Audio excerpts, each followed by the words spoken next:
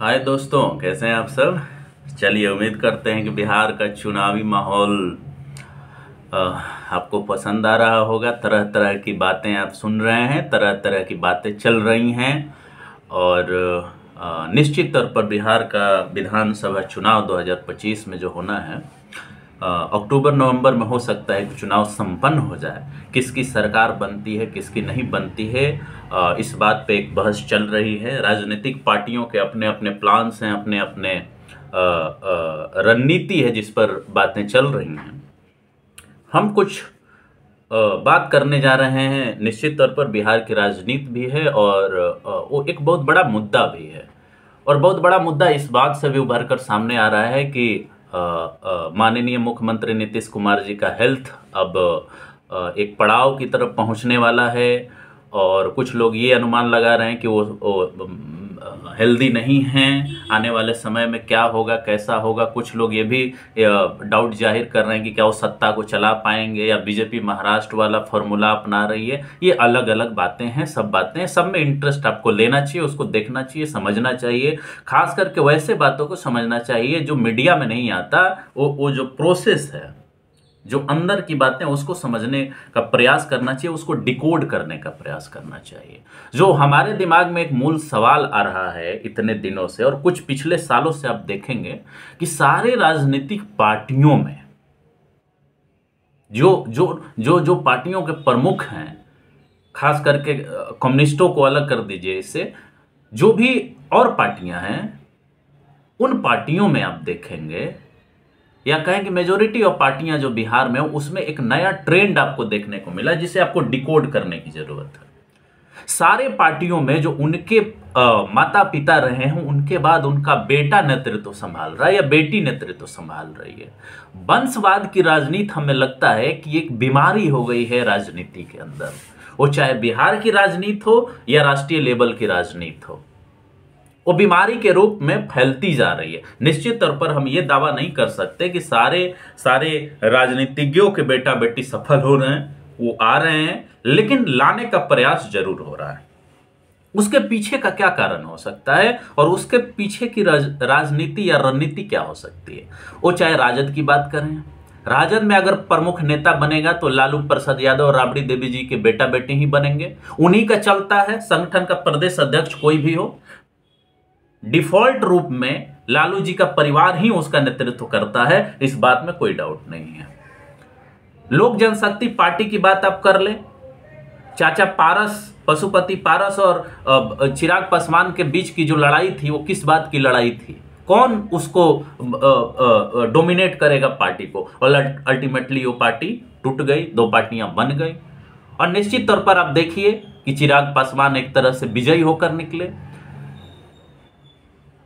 मांझी जी की पार्टी को आप ले लीजिए, हिंदुस्तानी अवाम मोर्चा का आप बात उठा लीजिए। कौन नेतृत्व करता है, कौन तय करता है, किसकी बात सुनी जाती है? निश्चित तौर पर जीतन राम मांझी और उनके बेटे का।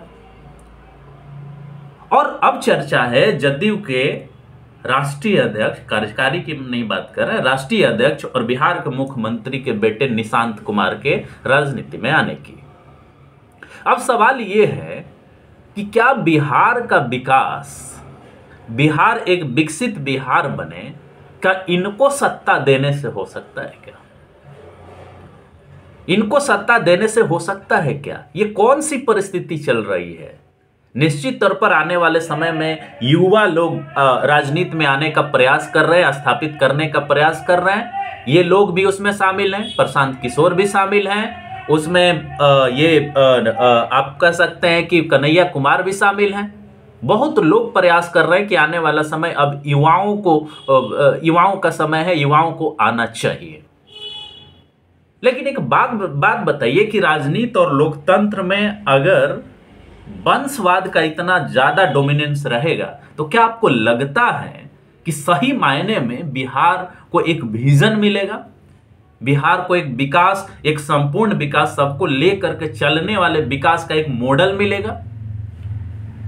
और सवाल यह भी है कि आखिर क्या किसी पार्टी में कोई कार्यकर्ता जो जमीन से उठा हुआ है, उसमें यह क्षमता होती नहीं है क्या कि उसको एक नेतृत्व के रूप में स्वीकार किया जा सके? या ये भारतीय राजनीति का एक बहुत बड़ा, आप कह सकते हैं, परंपरा बन गई है कि नेता का बेटा बेटी ही नेतृत्व में रहेगा। हम उस नेतृत्व की बात नहीं कर रहे हैं भाई कि जो जिला में अध्यक्ष बन गया, जो जिला में कैडर बन गया, विधायक बन गया, एमपी बन गया, उनकी कितनी बड़ी भूमिका होती है नीतियों को डिसाइड करने में, ये किसी से छुपा नहीं है। एमपी और एमएलए को मुख्यमंत्री से मिलने का और संगठन के अध्यक्ष से मिलने के लिए टाइम लेना पड़ता है, ये किसी से छुपा नहीं है। निश्चित तौर पर दिखाने के लिए आप कह देंगे कि ये पार्टी में हमारे इस जाति के, इस बिरादरी के इतने लोग शामिल हैं और हम सही में प्रतिनिधित्व दे रहे हैं, लेकिन असल में किसका चलता है, वो किस हिसाब से राजनीति करता है, ये कुछ ही लोग होते हैं। ये भारतीय लोकतंत्र की एक खासी विशेषता है कि एक किचन कैबिनेट होता है जो सारे नीतियों को तय करता है और कहता है कि माननीय मुख्यमंत्री ने फैसला लिया है, वो केंद्र सरकार में भी और वो राज्य सरकारों में भी। अगर इस एंगल पर, इस पॉइंट पर आप देखें तो लोकतंत्र सही मायने में बड़ी ही नैरो होता जा रहा है या नैरो हो गया है। तो ये जो लोग हैं जिनको ये नेतृत्व दिया जा रहा है या दिया जाएगा, क्या ये सही मायने में समाज के सारे वर्गों को, जातियों को, समूहों को एक साथ लेकर के चलेंगे? क्या इनसे आप उम्मीद करते हैं? मान लीजिए निशांत कुमार की ही आप बात करिए, ठीक है, वो राजनीति में आ जाते हैं, क्या विजन है भाई उनका, क्या पहचान है उनका, क्या किए हैं अब तक, क्या एक्सपोजर रहा है उनका, और आज एक्सपोजर उनको मिल क्यों रहा है? सवाल यह भी है ना कि उनको एक्सपोजर मिल क्यों रहा है? राजनीति में स्थापित इतने लोग हैं, क्या उनमें नेतृत्व करने की क्षमता नहीं है क्या? और कुछ लोग जो पार्टी के अंदर होते हैं, वो क्यों चाहते हैं कि एक नेता का बेटा ही मुख्यमंत्री बन जाए, चाहे नेतृत्व में आ जाए? उनका क्या इंटरेस्ट होता है? हमारे हिसाब से ये लगता है कि ये राजनीति के लिए भी, लोकतंत्र के लिए भी, न्यायिक व्यवस्था या सामाजिक न्याय की व्यवस्था के लिए भी ये खतरनाक है। क्यों खतरनाक है? हम ये जानना चाहते हैं, ये आपसे भी जानना चाहते हैं, अपने से भी जानना चाहते हैं। हम एनालिसिस इसीलिए कर रहे हैं कि इनमें कौन सी वो क्षमता होती है स्पेशल, जिसके आधार पर यह माना जाता है कि एक परिवार एक परिवार एक नेता के घर में पैदा होने की वजह से इनमें सारी नेतृत्व की क्षमता आ गई। इनके पास विजन है, इनके अंदर नेतृत्व की क्षमता है, इनके अंदर संगठन की क्षमता है। मीडिया पूरा का पूरा फोकस उन्हीं पे फिक्स कर देता है। क्या ये इसलिए नहीं है कि वो किसी नेता के घर पैदा हुए हैं? अपना कोई काम नहीं है, अपना कोई परफॉर्मेंस नहीं है, अपना कोई संघर्ष नहीं है, अपना कोई स्ट्रगल नहीं है, लेकिन वो नेता के घर में एक सत्ताधारी व्यक्ति के या एक नेता के घर पैदा होने की वजह से उनको सारा ये फैसिलिटी मिल जाता है। मीडिया का फोकस मिल जाता है, मीडिया का अटेंशन मिल जाता है, उनमें नेतृत्व भी डेवलप हो जाता है, उनमें विजन भी आ जाता है, सब लोग उनको पूछने भी लगते हैं। क्या ये केवल इस वजह से नहीं है कि उनको एक पॉलिटिकल कैपिटल मिल रहा? वो किसी समाज से आते हैं, एक स्तर के बाद, एक स्तर में स्थापित होने के बाद आपको उस पूंजी का लाभ मिलता है, उस कैपिटल का लाभ मिलता है। और ये कैपिटल वो कैपिटल नहीं है जो मार्क्स बताते हैं। ये पॉलिटिकल कैपिटल की बात है कि अगर एक घर में कोई व्यक्ति राजनीतिक रूप से स्थापित हो गया, मजबूत हो गया, तो उसको सारी फैसिलिटी मिलती जाती है, उसको गाइडेंस में मिलता जाता है, उसको आप कह सकते हैं कि मीडिया का अटेंशन में मिलता है, रिसोर्सेज में मिलता है। लोग नेचुरली उसको नेता मान लेते हैं। और निश्चित तौर पर एक पॉजिटिव सेंस में ये बात कह सकते हैं कि उनके नेतृत्व में इसलिए विश्वास किया जाता है क्योंकि वो उनको कैपिटल प्रोवाइड होता है, उनके घर में वो वातावरण मिलता है निश्चित तौर पर, और ये वातावरण किसी और को नहीं मिल पाता। लेकिन क्या ये समानता का एक पैमाना है क्या कि अगर वो एक कैडर कैपेबल है राजनीति करने में, समझने में, नेतृत्व देने में, उसका विजन जो है वो विजन केवल और केवल उन्हीं नेताओं के पुत्रों और पुत्रियों में होता है जो राजनीति में स्थापित हैं? यह एक इन्फेक्शन की तरह बढ़ रहा है, एक वायरस बैक्टीरिया की तरह बढ़ रहा है। अगर विधायक भी है, मंत्री भी है, तो वो भी अपने बेटा बेटी को स्थापित करने में लगा हुआ है। कहां है लोकतंत्र? कहां है लोकतंत्र? और जब हम ये बात पूछते हैं तो हम पूछते हैं कि आप विजन बताइए।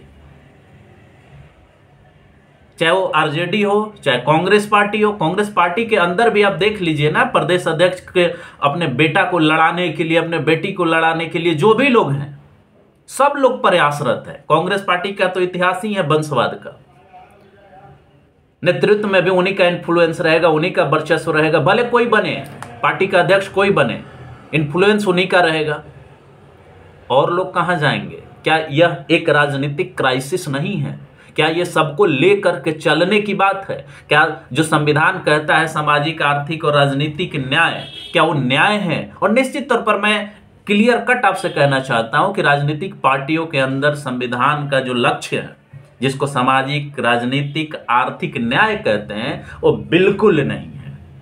कितना भी लोग बातें कह लें, करें, लेकिन वो सामाजिक, आर्थिक और राजनीतिक न्याय का कोई विचारधारा उनके पार्टी संगठन के अंदर नहीं है, किसी पार्टियों के अंदर नहीं है। और जो ये लोग तय कर रहे हैं कि हमारा बेटा नेतृत्व करेगा, हमारी बेटी नेतृत्व करेगा, उनको स्थापित कर दें, निश्चित तौर पर मैं कह सकता हूं कि वो संविधान और लोकतंत्र के विरोधी हैं। राजनीतिक परिस्थितियों की वजह से कोई स्वीकार कर ले रहा है, कोई मजबूरी बस स्वीकार कर ले रहा है, अपने निहित स्वार्थ के लिए अगर एक्सेप्ट कर ले रहा है, तो निश्चित तौर पर उसका यह निहित स्वार्थ हो सकता है। यह भारतीय संविधान का लक्ष्य नहीं हो सकता है, सामाजिक, आर्थिक, राजनीतिक न्याय का लक्ष्य नहीं हो सकता है। और निश्चित तौर पर इस तरह की जो परिस्थितियां चल रही हैं, और निश्चित तौर पर लोकतंत्र के समर्थन में नहीं है, लोकतंत्र के विरोधी हैं, लोकतंत्र के विरोधी हैं। ऐसे कितने नेता और कैडर हो सकते हैं जिनके नेतृत्व को आप उभार सकते हैं, लेकिन क्या करिएगा? सामाजिक न्याय की यह भी क्राइसिस है। सामाजिक न्याय की यह एक बहुत बड़ी संकट है कि जो सामाजिक न्याय की बात करते हैं, उन सामाजिक न्याय की पार्टियों में सबसे अधिक वंशवाद की राजनीति घर कर गई है। इसको ऐसे डिफेंड किया जाना कि ये सामाजिक न्याय की पार्टी है, इसलिए उन पे आक्षेप लगाया जा रहा है, ये कहीं से भी तार्किक नहीं है। अगर आप सामाजिक न्याय की बात करते हैं तो ये बात भी आपको ईमानदारी से एक्सेप्ट करना होगा कि सामाजिक न्याय का विरोधी है वंशवाद और परिवारवाद। एक ही परिवार को बचाने के लिए पूरे सामाजिक न्याय की परिभाषा को उनके फेवर में आप रख दीजिए। ये कौन सा एनालिसिस है? ये कौन सा विश्लेषण है? अब राजनीतिक प्रवक्ता किसी पार्टी के प्रवक्ता बन करके एकदम उसको डिफेंड करिए, ये अलग बात है। लेकिन सही मायने में अगर कहें तो एनालिसिस अगर आप करके देखिए, सही एनालिसिस करके देखिए, तो सामाजिक न्याय और लोकतंत्र का विरोधी है परिवारवाद और वंशवाद। ये तो वही बात हुई ना कि कांग्रेस या भारतीय जनता पार्टी लोगों की बात करेंगी, सामाजिक न्याय की बात करेंगी, सबको मिलाकर चलने की बात करेंगी, लेकिन उनके अंदर झांकने का प्रयास करिएगा तो निश्चित तौर पर एक जाति और एक वर्ग का डोमिनेंस होता है उनके प्रोग्राम में भी, उनके पॉलिसीज में भी, उनके एक्टिविटीज में भी, उनके संगठन में भी, उनके सरकार में भी। कुछ जातियों का ही हमेशा वर्चस्व बना रहेगा, वही नेतृत्वकारी जातियां हैं।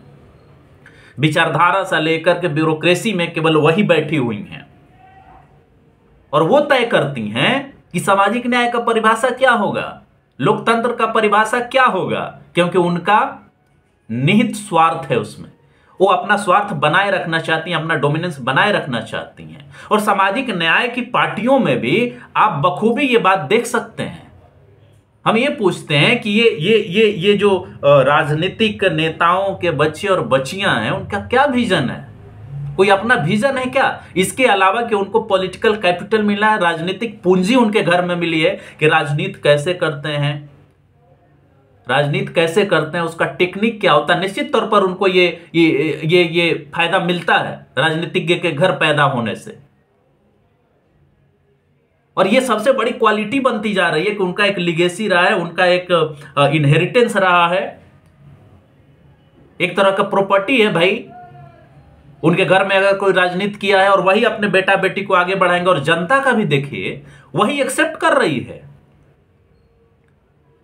कि अगर लालू जी का कोई बेटा बेटी है तो वही नेतृत्व दे सकता है, नीतीश जी का बेटा बेटी है वही केवल नेतृत्व दे सकता है, रामविलास का कोई नेता बेटा है वही केवल नेतृत्व दे सकता है, मांझी जी का बेटा है वही केवल नेतृत्व दे सकता है। क्या यह संकट नहीं है? क्या यह संकट नहीं है? मीडिया से लेकर के पार्टी के सारे कार्यकर्ता ऐसे लग जाते हैं पूजा करने में जैसे ये लोकतंत्र का बहुत बड़ा उत्सव मना रहे हैं, जबकि लोकतंत्र का संकट है, ये संविधान का संकट है। उनके पास विजन नहीं है, वो केवल उस लिगेसी का फायदा उठा रहे हैं जिस लिगेसी को उन्होंने क्रिएट नहीं किया है अपने संघर्षों के द्वारा। वो रोड पर नहीं आए हैं, वो लाठी नहीं खाए हैं, अपने माता पिता के संघर्षों का फायदा उठा करके वो नेतृत्व देना चाहते हैं। लेकिन ये कितना सस्टेनेबल होगा, कितना ये मजबूत होगा, क्या वो दे पाएंगे? या वही कल्चर जिसमें एक नेता को बेटा को आगे बढ़ाया जाए और जितने जो निहित स्वार्थ वाले लोग हैं उनको घेरे रहें। और आज के नेतृत्व में ये व्यक्ति पूजा, पर्सनालिटी कल्ट जबरदस्त तरीके से घुसा हुआ है। ये केवल मोदी जी का नहीं है। आप जो न्यूज मीडिया में ये चर्चा जो सुनते हैं कि भक्त हैं, वो भक्त केवल मोदी जी के नहीं हैं, वो हर नेताओं के भक्त हैं। और आज भक्ति का तो पैमाना किसी पार्टियों में उठा करके देख लीजिए, वो उनसे वंचित नहीं है। सारे पार्टियों के अंदर एक बॉस होता है। और इसीलिए हमने पिछले वीडियो में एक एनालिसिस किया था कि क्या भारतीय राजनीति व्यक्तिवादी हो गई है। वो क्या था? वो पर्सनालिटी कल्ट है। एक व्यक्ति के अंदर, एक व्यक्ति के चारों तरफ एक पूरी लॉबी तैयार होती है। वो अपने जो निहित स्वार्थ होता है उसको पूरा करते हैं। वो रोज उसका गाना गाती रहती है, प्रशंसा करती है, भक्ति करती है। और जैसे ही उस नेता के रिटायरमेंट की बात आती है तो एक नए उसके किसी बेटा बेटी को आगे ला करके अपना निहित स्वार्थ साधने का प्रयास करती है। ये बहुत बड़ा संकट है। और आने वाले समय में क्या हम उम्मीद करते हैं कि इन आप कहें कि राजनीतिक परिवारों से आने वाले नेताओं से बिहार का कल्याण हो जाएगा? हमें तो नहीं लगता, हमें तो नहीं लगता। निश्चित तौर पर उनका कल्याण जरूर होगा जो उनके भक्त हैं, उनके चमचे हैं। काशीराम के शब्दों में हम कहें तो ये चमचा युग है। वो चमचा युग बदला नहीं है, तो बखूबी आगे बढ़ता जा रहा है। और वो नए शक्ल में आगे बढ़ता जा रहा है। वो वंशवाद के रूप में आगे बढ़ता जा रहा है, परिवारवाद के रूप में आगे बढ़ता जा रहा है। तो भक्ति का अलग अलग डायमेंशन है, चमचों का अलग अलग डायमेंशन है। और ये चमचा युग बखूबी चल रहा है। टिकट बंटवारे में किस तरह से पैसे का लेन देन होता है, ये किसी से छुपा है क्या? राजनीति अब विचारधारा की नहीं रह गई है, बहुत हद तक पैसों की हो गई है, जात पात की हो गई है, धर्म की हो गई है। पैसा उसमें बहुत बड़ा रोल प्ले कर रहा है, अपराधीकरण की हो गई है। ये किसी से छुपा है क्या? ये सारी चीजें लोकतंत्र और संवैधानिक व्यवस्था के लिए खतरा है। और आने वाले बिहार विधानसभा चुनाव में, और अगर आप गलतफहमी में ये रहते हैं कि इन राजनीतिक नेताओं के बच्चे आकर के बिहार का भविष्य संवार देंगे, तो हमें नहीं लगता कि ये खुशफहमी है आपकी, ये गलतफहमी है आपकी।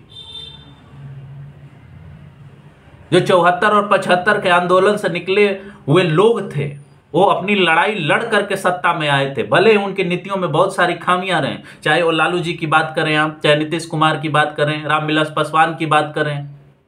ये वो जनरेशन था जो अपनी लड़ाई लड़ा था। लेकिन उनके जो बच्चे हैं, उनका कोई लड़ाई का इतिहास नहीं है।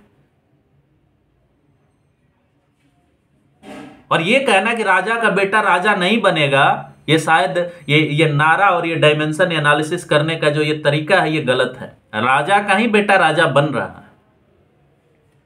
कुछ एक्सेप्शनल केस छोड़ दीजिए, लेकिन राजा का ही बेटा राजा बन रहा है। ये सीधे सीधे एक पैटर्न और एक डायमेंशन दिख रहा है, एक ट्रेंड दिख रहा है। निश्चित तौर पर से इससे आप डिसएग्री भी हो सकते हैं कि हर मामलों में ये सही नहीं है, और मैं इस बात से सहमत हूं कि हर मामलों में ये सही नहीं है। लेकिन बहुत सारे मामले में ये दिख रहा है, और बिहार के राजनीति में तो ये एक बहुत बड़ी क्राइसिस की तरफ इशारा कर रहा है कि आने वाले समय में अगर नेता का ही बेटा नेता बनेगा, राजा का ही बेटा राजा बनेगा, तो लोकतंत्र कहां है भाई? लोकतंत्र केवल वही नहीं है ना कि आप चुनाव में गए और किसी को वोट दिए। लोकतंत्र में मौका भी तो सबको मिलना चाहिए, अवसर भी तो सबको मिलना चाहिए। लेकिन पार्टी सिस्टम के अंदर सबको मौका नहीं मिल रहा, ये बात आपको समझना होगा। और ये बिहार विधानसभा के चुनाव में आपको ये सवाल पूछना होगा कि राजनीतिक नेताओं के जो बेटा बेटी ही नेतृत्व करने आ रहे हैं, क्या उनके पास कोई विजन है, कोई अपनी पहचान है, कोई अपना तौर तरीका है, कुछ वो करके आए हैं? क्या कोई उनका संघर्ष है? क्या कभी नेतृत्व उन्होंने दिया है? किसी मुद्दे पर प्रोटेस्ट किया है? कभी अरेस्ट हुए हैं? या सोने के चम्मच लेकर के पैदा हुए और बस उनके माता पिता का जो संघर्ष रहा, जो लड़ाई रही, वही लड़ाई, उसी लड़ाई के आधार पर वो बस नेता बन रहे, चीफ मिनिस्टर बनेंगे, एमएलए बनेंगे, एमपी बनेंगे? उनका क्या है? उनका क्या लड़ाई रहा है? क्या ये सवाल लोकतंत्र के मजबूती के लिए पूछना जरूरी है या नहीं है? और अगर जरूरी है तो ये आपका कर्तव्य है, आपका अधिकार है। ये सवाल करिए, ये सवाल पूछिए कि आप कैसे नेतृत्व करेंगे हमारा, क्या विजन है बिहार के लिए आपके पास? केवल एक दूसरे को गाली देने से बिहार का विकास नहीं होने वाला है। ये सवाल पूछा जाना चाहिए, और ये सवाल जब तक आप नहीं पूछेंगे तो एक मुकम्मल राजनीति को बढ़ावा नहीं दे पाएंगे, एक मुकम्मल लोकतंत्र की स्थापना आप नहीं कर पाएंगे, एक मुकम्मल संविधान की जो व्यवस्था है, संविधान का जो लक्ष्य है सामाजिक, आर्थिक और राजनीतिक न्याय का, वो स्थापित नहीं कर पाएंगे। और दोस्तों, ये बातें कोई चर्चा नहीं करेगा आपके साथ, कोई मीडिया वाला भी नहीं करेगा, क्योंकि सारे मीडिया वाले बिके हुए हैं और ओ पार्टी के विचारधारा के हिसाब से अपना लाइन लिए हुए हैं कि हमको क्या बात करनी है। वो जाति का खूब बात करेंगे, राजनीतिक नेताओं के बेटा बेटियों के बारे में ऐसे बात करेंगे जैसे वो मतलब सर्वगुण संपन्न हो, और किसी नेता के घर पैदा हुए इसलिए उनके अंदर सारे गुण आ गए हैं बिहार को विकसित करने का, बिहार को मजबूत बनाने का, उसका औद्योगिकीकरण करने का, शिक्षा व्यवस्था सुधारने का। तो ये सारे सवाल पूछिए और आप नेतृत्व करिए। आप में अगर क्षमता है तो आप आइए सामने और आप अपना नेतृत्व स्थापित करिए। तो बिहार विधानसभा चुनाव एक बहुत बड़ा मौका है बिहार को नई दिशा और दशा देने की। तो अगर हमारी बातचीत, हमारे सवाल, हमारे निश्चित तौर पर क्रिटिकल सवाल हमारे होते हैं, उन सवालों को समझिए, उस पर बातचीत करिए, सवाल उठाइए, पूछिए, और जो ये अक्टूबर नवंबर में मौका आ रहा है उस मौके का फायदा उठाइए और आप तय करिए कि किसे नेतृत्व देना है। ये आप ही के हाथ में। लोकतंत्र में मतदाता ही सब कुछ है, और लेकिन मतदाता को अपना आंख बंद नहीं करना चाहिए नारों के हिसाब से या किसी पार्टी के विचारधारा के हिसाब से, बल्कि उसको गहराई में उसको देखना चाहिए, समझना चाहिए, एनालाइज करना चाहिए, विश्लेषण करना चाहिए कि नारों के पीछे के इंटेंशन क्या है। हम बार बार बोलते हैं कि नारे आपको गुमराह भी करते हैं। उस अपने आप को गुमराह होने से रोकिए, सवाल पूछिए, इतिहास उठा करके देखिए, उनका चाल चरित्र, उनका बैकग्राउंड चेक करिए और तब तय करिए कि हमें किसे चुनना है। तभी एक विकसित बिहार, एक विजन वाला बिहार हम डेवलप कर पाएंगे, एक विकसित बिहार बना पाएंगे। सब चीज होते हुए भी बिहार अगर पिछड़ा है तो उसमें नेताओं की, उनके नीतियों की, उनके विजन की सबसे बड़ी कमी रही है। तो इसी के साथ मैं अपनी बात को समाप्त करता हूं। नमस्कार, धन्यवाद। अगर वीडियो अच्छा लगे तो हमारे चैनल को सब्सक्राइब करें, लाइक करें, लोगों में शेयर करें। So now I will conclude. जय हिंद, जय भारत।